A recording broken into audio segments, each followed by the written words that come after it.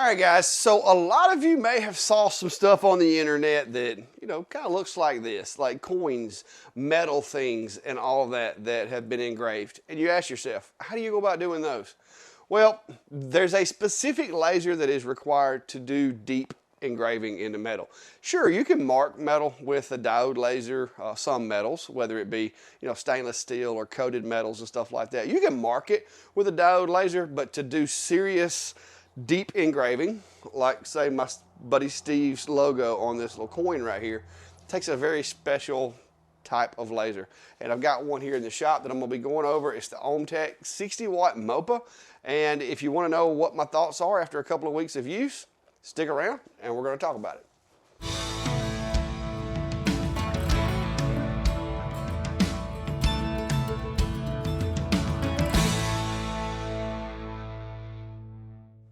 All right, guys, so I'm going to assume that some of you guys may not be familiar with a Galvo style laser. Galvo style lasers can be, they don't all have to be a metal engraving machine, which is the fiber, the 1064 nanometers wavelength. There can be other wavelengths as well. So the one thing that will kind of always stick out with Galvos for the most part is you're going to have this part here with this really big lens that hangs down from the top. If you see that, typically that's going to be a Galvo based machine. These can come in CO2s, they can come in the fiber laser range, the 1064 nanometers, which is basically the IR. They can come in UV, CO2 wavelength, same as the CO2 machine. So just because it's built like this does not necessarily mean that it's the same wavelength of machine and it is capable of doing metals. Typically with this machine here, you have all of your electronics and stuff for the most part are housed in the bottom. You do have this little tower right here that is used to raise and lower the Galvo head, which is where the laser is emitted from up here. With this particular machine, this one does have autofocus that uses a laser and sensors to determine the distance from the lens to the work area. And you just achieve that by hitting a button down here and it'll automatically focus it for you. That's pretty handy. There are times, however, where you want to manipulate that focus and you can still do it manually using the buttons as well. So for the most part, all of your main electronics are down here. You've got an umbilical cord that contains both a fiber optic cable as well as some wiring back here that comes up to the Galvo, and this is where all the serious light comes from that does all this work. So I just want to kind of give you a tour of that, and just know that just because it looks like this does not mean it's a fiber, and it does not necessarily mean, even if it's a fiber, that is a MOPA. That is a very specific type of fiber laser. It has to do with a lot of how the beam is created and the frequency adjustments. There's a whole lot of science stuff that we're not going to go over on that. But with this particular machine, like I said, all the electronics are down here. You have the key where you can lock this machine out if you have, kids, or you have it in a place to where somebody might unauthorizedly be trying to operate it. You also have e-stop switch here. This button here is the autofocus. You also have a source or power button here with your up and down buttons over on this side. And those, when I got them, they had some little printed labels on there. And of course, I have access to CO2 lasers and other lasers.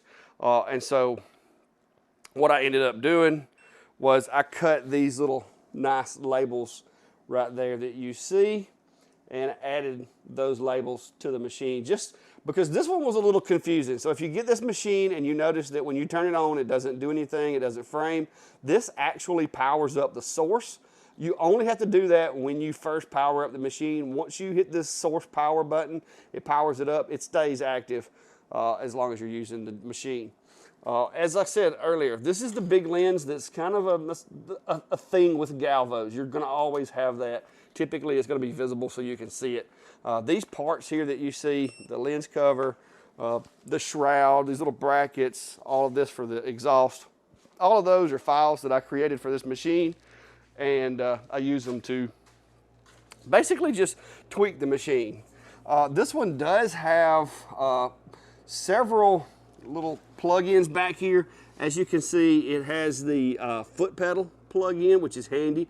I have a foot pedal that I can use, but I haven't connected it yet. You also have the rotary access connection here, so you can use rotary with it as well to do cylindrical things, round objects, or whatever the case may be. But here's where that big umbilical cord that we were talking about, that's where that comes out and goes up to feed into the head where the laser is emitted. It does, like I said, it does have electronics in this tower in the form of basically just a rod that turns on, you know, kind of a fixed position to lower and raise the machine. And you have this handle that you can use also to lower and raise it manually if you choose to, which I'm not sure why you would choose really, but there you go. So that's the machine, guys. This machine is a 60 watt, but the other machines all the way up to the 100 watt pretty much look the same. The only big difference is going to be the source that is contained in here. This machine does have all of the information for the galvo and all that, all these little labels and stuff back here in the back, in the event that, you know, you need those. They come with the configuration files, but just in case you need them, there they are. And so yeah, there you go. It does have this little button right here. This turns the autofocus indicator, sensors, or whatever off and on. And yes, I made a button cover / label for that also. Like I said, all those little accents and those little labels right there, those are mine. I made those. So there we go. That's generally speaking, that's what the machine looks like. Now let's talk about what it can do. All right, guys, so I'm not going to go over a whole lot of the unboxing and setup and all that. Seriously, it's when you get the machine, it's going to be in 3 pieces. You're going to have this part here, umbilical cord already attached to it, which is the head. You're going to have the base, and then you're going to have the mast right here that holds all these two together. You got like 2 screws here to put this together and 4 that hold the head onto the mast. And then you've got a plug that has to be plugged in. It's very simple putting it together. Yeah. But literally from the time you receive it, get it out of the box to get it going. As long as you don't drag your feet or have any difficulties with your computer setup, you're looking at 30 minutes and you are making sparks. The benefit of a MOPA, like I said, is a very specific machine compared to standard fibers. The biggest thing that everybody likes to boast about with a MOPA is it does a lot better job with materials, and you can do color engraving easier. Now, these, I don't know how well you can see it. This is some color engraving. I've done this with a MOPA. I've played around with this one and done a little bit of colors as well. But doing color is not something I look for in a laser. I mean, yes, it is possible. It's a little tricky to get all the settings correct. Temperature plays a variable, the thickness of the material, the conductivity of the material, how the material dissipates heat. All of those things come into play when you're trying to get that perfect color. It can be done, but to me, I don't do 1,000 of something that I want color engraving. I'm usually doing one-offs, and for one-offs, there's just entirely too much testing for me to do to make it economically sound decision to try to do color. So it just doesn't make sense for what I do. If you're somebody that turns out, you know, hundreds of an item, it might be something you want to look into. This machine can do it. I have been able to pull it off occasionally, but like I said, consistency is going to take lots of testing. Now, what this machine is good for, and one of the things that I like about it, and one of the projects that I can see me doing a lot of, is going to be deep engraving in metals. This is an aluminum coin that I got, and I actually sourced these pieces of aluminum at a local machine shop. The local machine shop, basically these were just little pieces of aluminum that they had cut off of something that they made. I'm able to go in there, I know the owner of the machine shop, and I'll go in there and basically I just get to dig through the scrap pile and find things that interest me. Occasionally I'll get like a sheet or some pieces of aluminum sheet like these, and I'll take them over to my CNC, and using an O-flute bit, I can actually take and cut out my own coin blanks as well, and those are pretty cool. I've got one of those right here that I made a couple of days ago, and you'll also see I made my friend Vince over at May Made It. I made him a little coin. He wanted one. He saw this one that I had made, that I had put my logo on and everything, and he reached out and was like, hey, I'd like to have one of those to use as a golf ball marker for the golf course. He said it'd be pretty cool. We use poker chips, a lot of times for that, but it'd be cool to have a coin that I could use, something that doesn't matter if it gets wet or even if it gets, left out there for a while or rained on or whatever. And so he wanted one similar to the one that I made.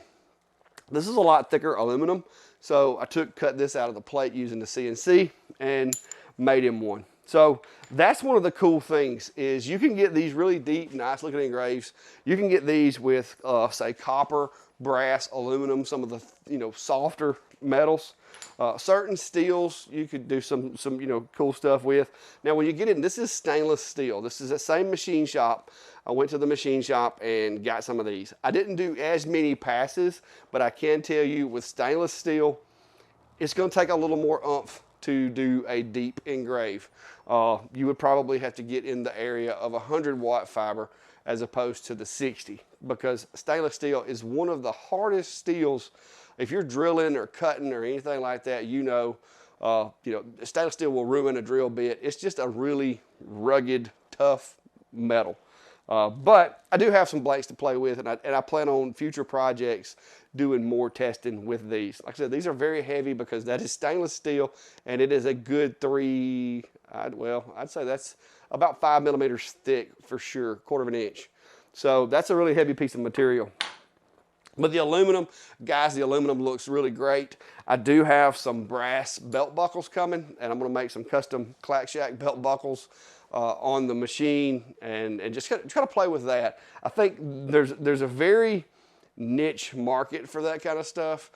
In my area, belt buckles are kind of cool. A lot of people will wear them that have kind of the leftover Western wear type look.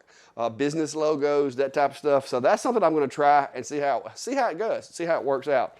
Another thing that like right now I think would be really cool is, it's coming up next month will be Father's Day. Grilling's a big thing for fathers. Grilling requires lots of stainless steel implementation, whether it be scrapers, spatulas, whatever kind of thing that you would use for grilling. So I think that's possibly potential for a project to come with the machine. But so far, guys, the machines work really, really well. With MOPAs, there is an added complexity. So if you're coming from the diode or even from the CO2 world to where, speed, power, and focus are the only 3 variables that can affect the outcome, with a MOPA and even with a fiber, with a regular fiber, you have speed, power, and frequency, and focus. So that adds a 4th element that you have to be concerned with as far as what your outcome is going to look like.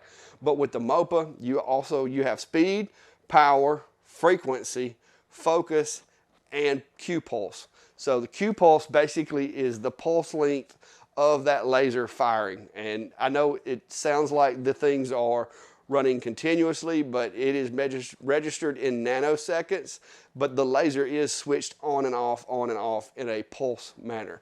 And the pulse rate adjusts that, how short or how long that burst of laser is. So it adds a whole nother variable to engraving and to coming up with the perfect settings, because now you have all those added variables that you need to test and you need to go through. Because you can run the same power and speed on a piece of material, but you can change the frequency and the pulse rate and get 10 different results easily with using just the same settings on each. So it's more complex as far as finding the settings. Yes, your material is a little more expensive. Metals are more expensive than, say, wood, cardboard, paper, the things that you would typically use with a diode laser. But if you're wanting to get into metal and you're wanting to be able to do deep engraves, and even like with some materials similar to this, yes, I would not necessarily call it cutting, but technically with this, say if you had some 1 millimeter thick aluminum or something like that, you could engrave it to full depth and kind of cut it. The problem you have is with thinner materials, things tend to get hot. When things get hot, they twist, they bow, they move. These machines are not made for cutting. I'm not going to say you can't figure out a way of doing it, but primarily they're going to be for engraving, but you can do some really cool deep engraving. So if you're wanting to engrave, knives, wrenches, tools, whatever, this guy will definitely do it. But like I said, this machine is from Omtech. They do offer this same machine in 100 watt. Wasn't lucky enough to get the 100 watt, but it is available. And if a 60 watt can do this, it's pretty cool to think of what 100 watt can do. So I've got some project videos planned, guys. I don't want to go into all the nuts and bolts. There's plenty of people out there that will explain to you, you know, how to find the settings and how to set the machine up and all that. This machine is a Galvo. It is very similar to any of the other ones that you're going to set up. There's a correction file. There's a Lightburn configuration file. This machine runs really, really well in Lightburn. Lightburn and it are like best friends. There's nothing that you need to do with this machine that you can't handle with Lightburn. So far, I'm really enjoying it. I'm really digging it. This is the first time I've had a fiber machine capable of doing the deep engraves. And so I'm looking forward to doing some testing and coming up with some projects. But if you have a project in mind or something that you would like to see the machine do, drop it in the comments below and I'll put it in the hat for consideration as projects are coming in to be done with this machine. I'm even considering trying to build myself a small enclosure for it to kind of help keep some of the smoke and the light down, because as you can see, I have cats and so forth, and it'd just be a little bit safer with an enclosure. So I may try to build my own little DIY enclosure for this thing, but not sure yet what that's going to look like. But anyway, guys, I will drop links down below. If you want to look at the machine, read the specs, go do some price comparison, whatever you want to do, I'm going to drop links down below. Those will be affiliate links. If you're not going to buy, that's cool too. Go peruse, go window shop. These things are kind of pricey and it is a very niche market. But if you're wanting to engrave things like metals, stone, slate, that kind of thing, this is the way to go. A MOPA is definitely the way to go. So stay tuned for more content. I will be doing a couple more videos with the machine, sharing some projects with you. I'm going to try to do a full-blown video on making these little aluminum coins right here. I know they're aluminum. Aluminum's cheap, but you know what? It still looks pretty cool. So I think that'd be a good project video. So that's going to be it for today, guys. I just want to give you my preliminary review, I guess you could say, or my first impressions. But they wanted me to get a video out within 2 weeks, and I haven't had the time to do as much testing as I want to and kind of get into the weeds a little more with you. So stick around. If you haven't already, hit that subscribe button, and there'll be more content coming on this machine as well as all these other ones. So until next time, be safe and have a good day.